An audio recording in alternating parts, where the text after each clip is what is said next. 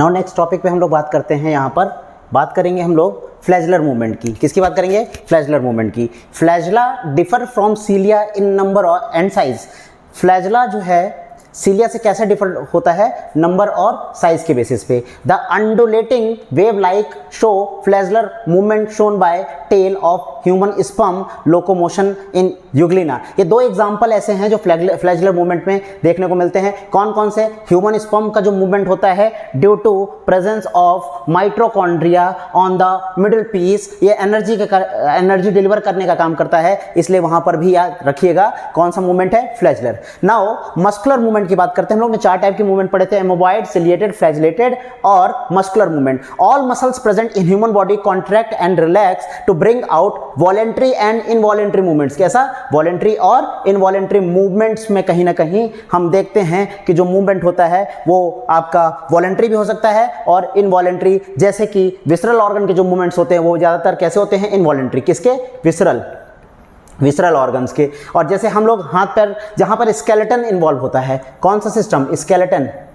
Skeleton system involve होता है, वहां पर वॉलेंट्री मूवमेंट्स होते हैं, ध्यान दीजिएगा। एग्जांपल की बात करें, पेरिस्टालसिस, ये कैसा है? इनवॉलेंट्री मूवमेंट है। कैसा मूवमेंट है? इनवॉलेंट्री। नाउ नेक्स्ट स्लाइड पे चलते हैं और हम लोग देखते हैं अगले पॉइंट को।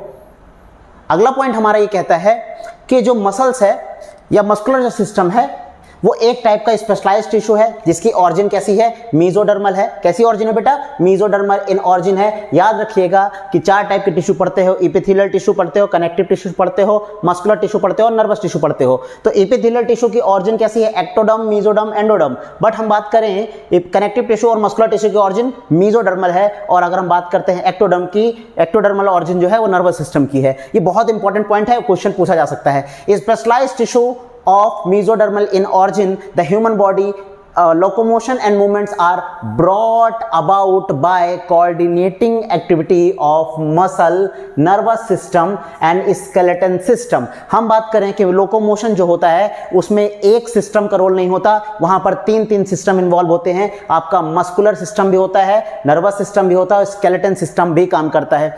चलिए बात करते हैं कि जब हमने बात करी ले मूवमेंट एंड लोकोमोशन की, तो हम अगर ह्यूमन बॉडी की बात करते हैं उसमें सबसे इंपॉर्टेंट रोल कौन प्ले करता है? तो हम कहते हैं मसल्स। मसल्स जो है हमारी बहुत सी बॉडी की एक्टिविटीज को करने में हेल्प करती हैं। जैसे अगर हम बात करें मसल्स हमारे बॉडी में बनी कैसे, जब एम्ब्रियोनिक डेवलपमेंट हो रहा था उस समय हमारा जो मीजोडर्म था उसने हमारी मसल्स को बनाया। सेकेंड नंबर पे क्या है? Muscle made up of specialised cells. हमारे बॉडी में जो मसल्स बनी हुई हैं वो एक स्पेशलाइज्ड सेल से बनी हुई होती है जिसका नाम होता है मसल फाइबर, जो कि इलोंगेटेड स्ट्रक्चर होता है, रॉड लाइक स्ट्रक्चर होता है, जिसके अंदर फ्लूइड जो भरा होता है उसे सार्कोप्लाज्म कहते हैं। ठीक है। और इसी तरह से अलग अलग सेल ऑर्गेनल्स भी होते हैं जिनका नाम अकॉर्डिंग टू मसल्स सेल्स के बेसिस पे उसका नाम पड़ जाता है। Fibres have specialised properties such as contractibility, excitability and conductivity. यानी 3 प्रॉपर्टीज हम लोग यहां पर पढ़ रहे हैं अकॉर्डिंग टू एनसीईआरटी, बट हम डिटेल में पढ़ेंगे तो और भी एक्टिविटीज पढ़ेंगे जो मसल कहीं ना कहीं मसल फाइबर परफॉर्म करता है। देयर आर मोर देन, कितना बेटा? More than 600 muscles in the body contributing about 40% of the total weight. अगर आपका वेट 100 किलो है उसमें से जो 40% जो है, 40% उस वेट का 40 kg जो है वो आपका मसल है। ठीक है, याद रखिएगा। Contraction and relaxation help in various body functions. अगर आपके बॉडी की बात करें तो जो कॉन्ट्रैक्शन और रिलैक्सेशन है वो आपके बॉडी के वेरियस बॉडी फंक्शन को भी रेगुलेट करता है। ठीक है। अगला पॉइंट जो है, नेक्स्ट पॉइंट पे चलते हैं। अगर हम किसी एक मसल की प्रॉपर्टी देखना चाहे या हम कहें कि मसल का कैरेक्टरिस्टिक प्रॉपर्टीज क्या होती है, तो याद रखिएगा जैसे आपने पीछे पढ़ा है कॉन्ट्रैक्टिबिलिटी, एक्साइटेबिलिटी, वैसे ही कॉन्ट्रैक्टिबिलिटी की हम यहां बात कर रहे हैं। अ muscle fibre has an ability to contract on receiving the stimulus from a nerve. The contraction of a muscle is due to presence of contractile protein like actin and myosin. Muscle contraction के लिए protein जो role important role play करती है, ये बहुत ही important यहां से पूछा जा सकता है। एक्टिन और मायोसिन जो प्रोटीन है उसके कॉम्प्लेक्स जो बनते हैं वही कॉन्ट्रैक्शन और रिलैक्सेशन के दौर पे काम करते हैं। अगर आपको बॉन्ड बनाना है तो कॉन्ट्रैक्शन या रिलैक्सेशन करना है तो एक्टिन और मायोसिन की बाइंडिंग होना बहुत जरूरी होती है। एक्टिन जो है लाइट फिलामेंट होते हैं, मायोसिन मोटे डार्क फिलामेंट होते हैं। याद रखिएगा, आगे हम पढ़ेंगे। एक्साइटेबिलिटी क्या होती है? The property of a muscle fibre to respond the different stimulus. अगर different different stimulus at a time आ रहा है, उसके प्रति जो रिस्पॉन्स शो करते हैं हमारे मसल फाइबर्स, उसी को हम कहते हैं excitability. A muscle can excited to contract by chemical, nervous, electrical और मैकेनिकल स्टिमुलस। अलग अलग टाइप के स्टिमुलस होते हैं जिनके रिस्पेक्ट में हमारे मसल फाइबर्स रिस्पॉन्स करते हैं। हम उस तरह से इसकी प्रॉपर्टी को पढ़ लेते हैं। अगला प्रॉपर्टी हमारी आती है कंडक्टिविटी। बेटा याद रखिएगा, कंडक्शन, कंडक्शन यहां से वहां ले जाना।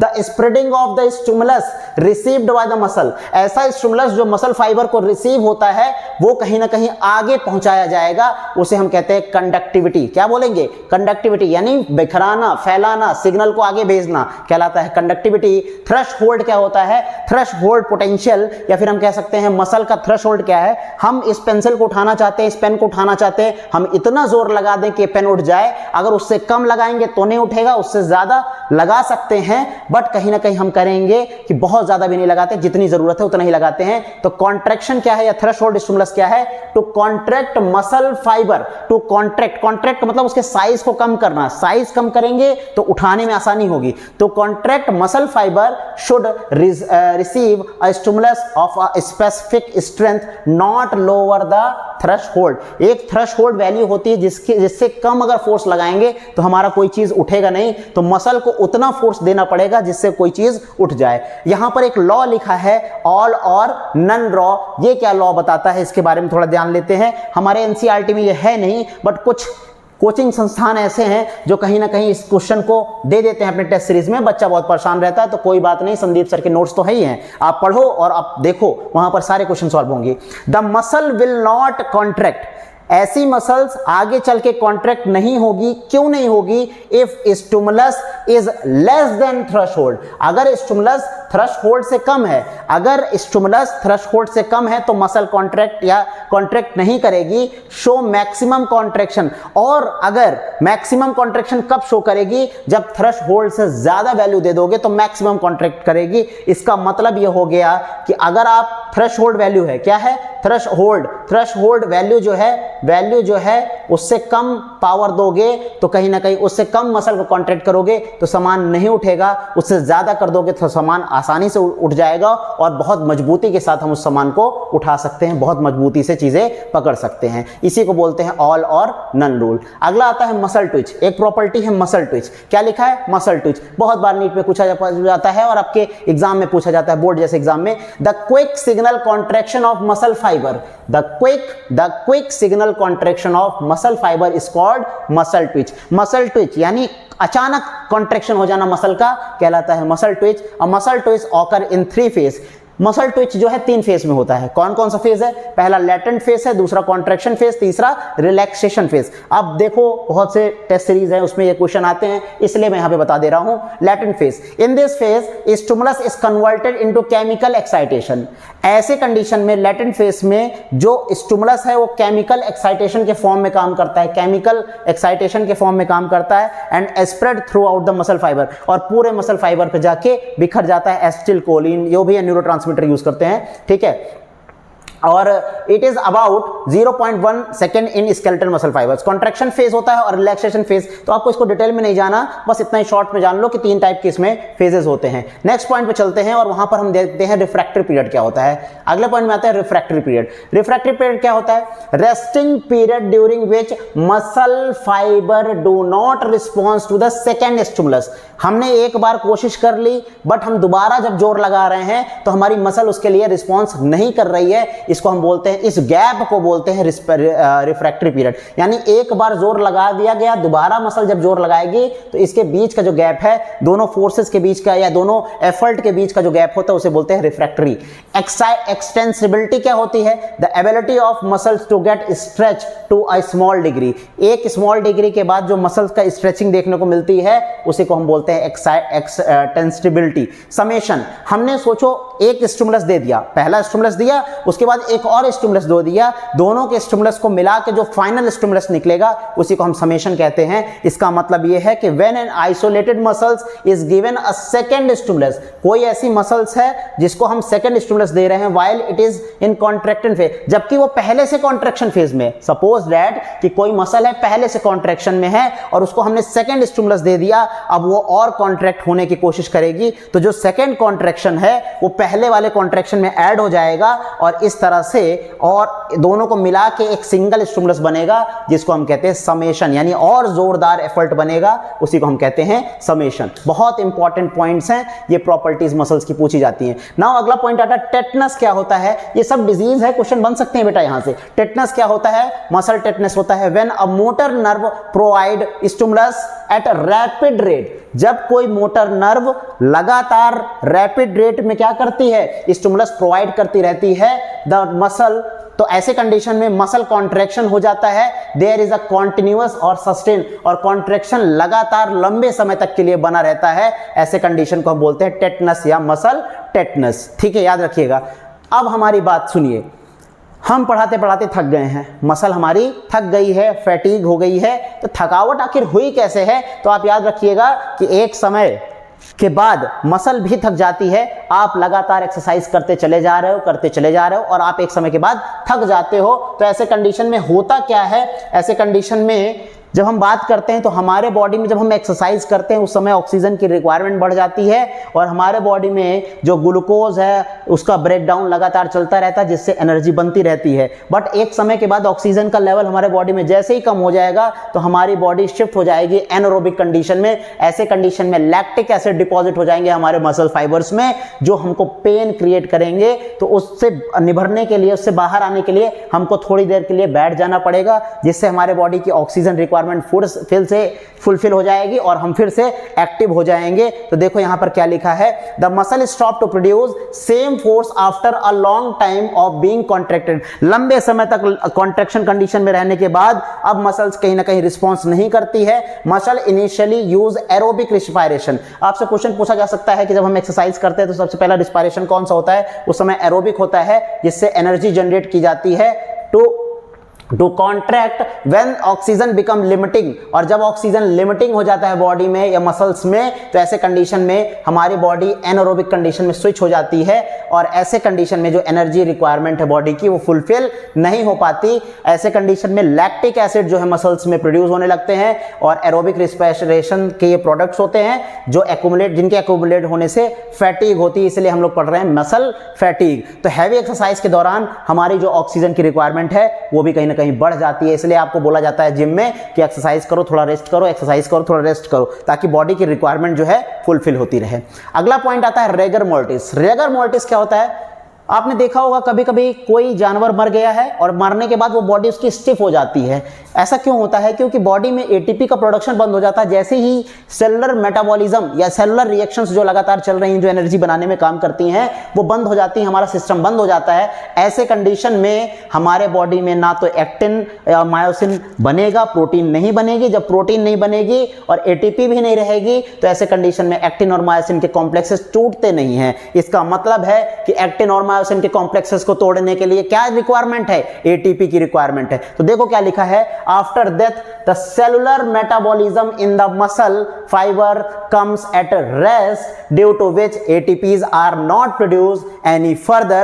Absence of ATP does not allow actin myosin complexes to separate in a muscle fiber, so they remain in the contracted form. The body become loosened after 24 घंटे। 24 घंटे के बाद एक्टिन मायोसिन जो प्रोटीन्स है वो डिजनरेट करने लगती है, जिसके कारण फाइनली हम देखते हैं कि जो हमारी बॉडी है उसमें जो प्रोटीन है डिग्रेड होगी और हमारी बॉडी लूजेंड होने लगेगी। तो ध्यान दीजिएगा रिगर मोर्टिस को।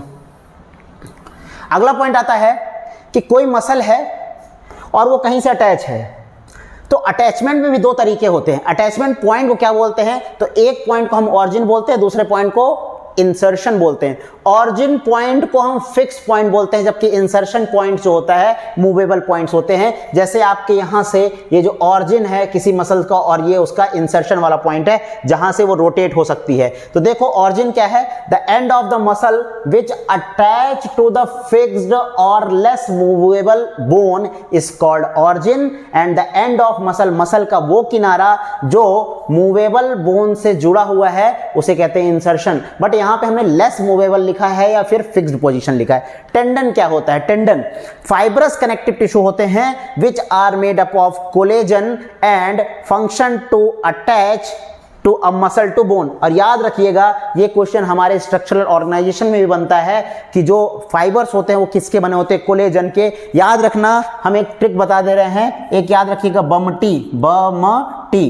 टी बमटी, bone to muscle attachment tendon, और बबली, बबली, बबली तो बोन टू लिगामेंट, बबली याद रखिएगा ऐसे, bone to bone ligament attachment, याद रखिएगा, बहुत इंपॉर्टेंट पॉइंट है, बहुत बार पूछा जाता है। अगला पॉइंट में आते हैं हम लोग, मोटर यूनिट क्या होती है, बहुत इंपॉर्टेंट पॉइंट है, मोटर यूनिट के बारे में जान लेते हैं। हमने कहा कि सर यहां पर एक मसल फाइबर है, दो मसल फाइबर, तीन मसल फाइबर, चार मसल फाइबर और पांच मसल फाइबर्स हैं।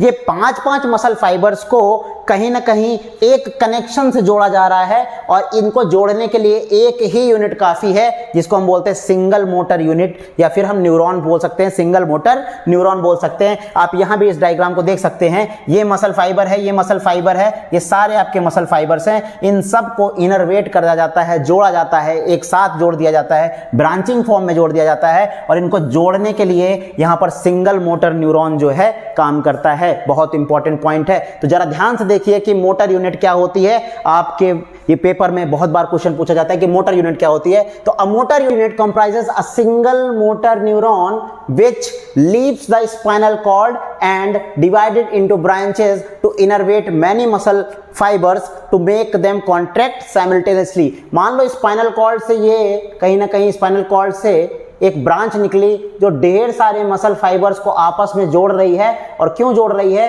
ताकि इनको एक साथ ही कॉन्ट्रैक्ट कराया जा सके। ध्यान दीजिएगा इस पॉइंट को, बहुत इंपॉर्टेंट पॉइंट है। तो हम ये कहते हैं कि a motor unit comprises a single motor neuron, एक मोटर यूनिट में सिंगल मोटर न्यूरॉन होते हैं जो कि which leaves the spinal cord, जो स्पाइनल कॉर्ड को छोड़ते हुए डिवाइड हो जाते हैं ब्रांचेस में, मैनी ब्रांचेस में ये डिवाइड हो जा रहे हैं। ये देखो इधर से मैनी ब्रांचेस में डिवाइड हो जा रहे हैं टू इनरवेट, जिससे डिफरेंट मसल फाइबर्स को आपस में जोड़ा जा सके और इन सब को एक साथ एक ही समय पे कॉन्ट्रैक्ट कराया जा सके। ध्यान दीजिएगा, ऑन एन एवरेज हम देखते हैं कि 80 से 100 मसल फाइबर्स एक ही समय में एक मोटर यूनिट में कॉन्ट्रैक्ट करते हैं।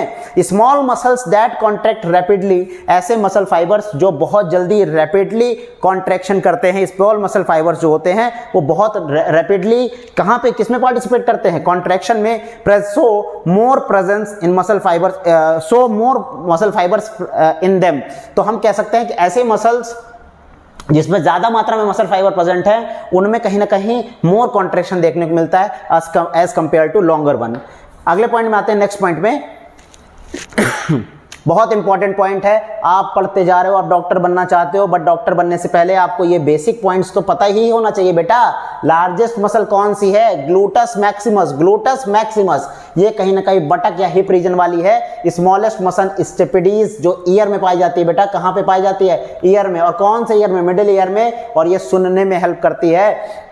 लॉन्गेस्ट मसल है सरटोराइस, सरटोरिस, ये जो है ये हिप से जुड़ी होती है, नी में, जहां पर आपको बहुत ज्यादा डंडे पड़ते हैं टीचर जब मारता है। तो याद रखिएगा सरटोरिस हिप टू नी वाली है। स्ट्रॉन्गर जो है मैस्टर, मैस्टर, मैस्टर, मास्टर, याद रखना मास्टर थप्पड़ कहां मारता है, यहां मारता है, तो आपका जबड़ा टूटने की दिक्कत होती है। मास्टर ने थप्पड़ मारा, स्ट्रॉन्गर मसल है, चबाने में हेल्प करती है। और कहीं ना कहीं हार्डेस्ट वर्किंग मसल है। दिन भर फोन चलाते हो, मेरे वीडियोस देखोगे आप जब बच्चों, तो आपकी आंखों में जोर पड़ेगा।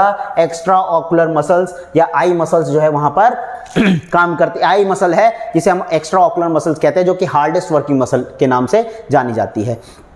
नेक्स्ट पॉइंट में आते हैं। आप कहते हो सर हमें डायग्राम नहीं दिखाता, कोई टीचर बस पढ़ा के चला जाता है। तो बेटा मैं बैठा हूं ना यहाँ पे पढ़ाने के लिए, ग्लोटस मैक्सिमस, ग्लोटस मैक्सिमस, उसके बाद देखो स्टेपेडीज, साथ में सरटोरिस, सरटोरिस, सरटोरिस, और देखो यहाँ पर मैस्टर, और देखो एक्स्ट्रा ऑकुलर। क्या है? Extra ocular. याद रखना ये थोड़ा सा एडिशनल है, बट आपको जानना चाहिए, आप एक होशियार डॉक्टर बन सकते हो फ्यूचर में। उसके बाद हम नेक्स्ट पॉइंट पे आते हैं, टाइप्स ऑफ मसल्स। अब बचपन से पढ़ते चले आ रहे हो भैया, लोकेशन के बेसिस पे हमने मसल्स को बांट दिया। हमने कहा कि स्केलेटल मसल्स है, विसरल मसल्स है और कार्डिक मसल्स है। तीन तीन टाइप की मसल्स हैं, बचपन से पढ़ते चले आ रहे हैं भैया। स्केलेटल मसल्स ऐसी मसल्स हैं जो बोन से डायरेक्टली एसोसिएट होती हैं, आप देख सकते हो। उसके बाद स्मॉल इंटेस्टाइन की बात करो, या longitudinal layer of smooth muscle fibre, smooth muscles, circular layer of smooth muscle जो कि स्टमक में प्रेजेंट होती है, वो कहीं ना कहीं किसका पार्ट होती है? विसरल का। किसका पार्ट होती है? विसरल का।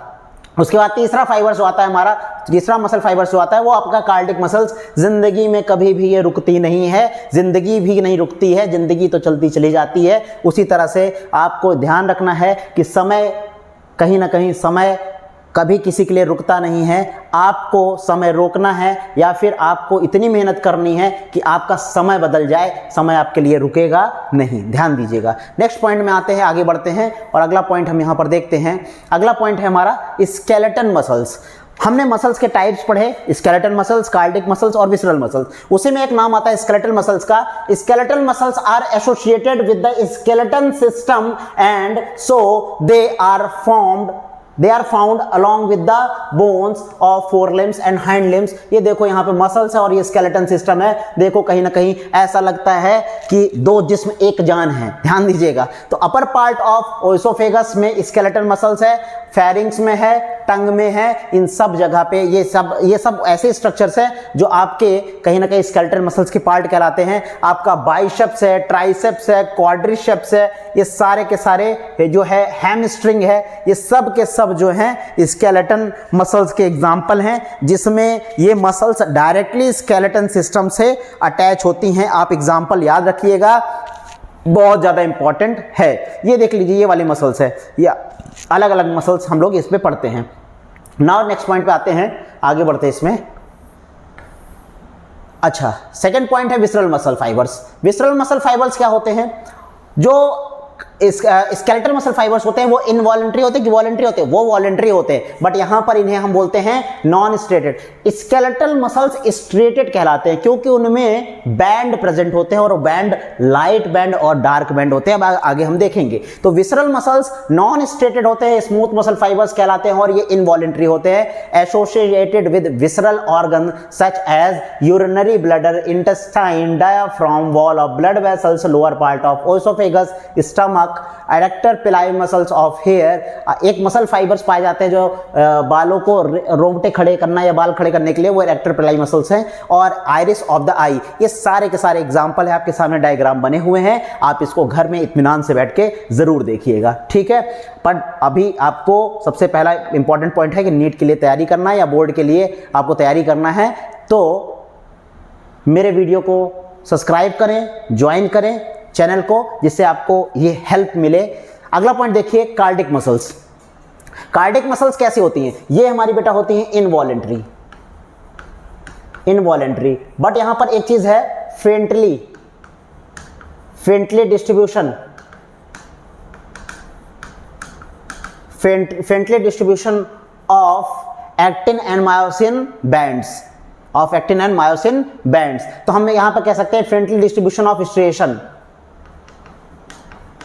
स्ट्रिएशन का फ्रेंटली डिस्ट्रीब्यूशन होता है, बहुत कम डिस्ट्रीब्यूशन होता है, प्रेजेंट इन ह्यूमन हार्ट। उसके बाद the signal for contraction of cardiac muscles are generated within the heart. इसीलिए हार्ट का जो दिल होता है या हार्ट को धड़काने के लिए ऐसे नोड होता है, ऐसे नोड इसीलिए कहा जाता है कि हार्ट हमारा मायोजेनिक होता है। हमारे हार्ट को चलाने के लिए कोई अलग से करेक्शन की जरूरत नहीं पड़ती, बाहर से इलेक्ट्रिक सप्लाई नहीं देनी, वो खुद ही धड़क लेता है। Thus these muscles are known as involuntary, किसी पे निर्भर नहीं रहते। Cardiopathy refers to a group of medical condition that affect cardiac muscle tissue and impairs the heart ability to pump blood और relax normally, wall of heart. तो हम cardiopathy क्या है, ऐसे कंडीशन में हमारा हार्ट जो है प्रॉपर काम करना बंद कर देता है। वॉल ऑफ हार्ट में ये मसल्स प्रेजेंट होती हैं, आप देख सकते हो यहाँ पर, ये आपकी हार्ट की मसल्स हैं, इनमें न्यूक्लियस भी प्रेजेंट है, मायोकार्डियम बाहर हम कहते हैं ना कवरिंग है, एपिकार्डियम, मायोकार्डियम, पेरिकार्डियम, अलग अलग टाइप से। इस तरह से देखो ये मसल्स देखने को मिलती हैं। नेक्स्ट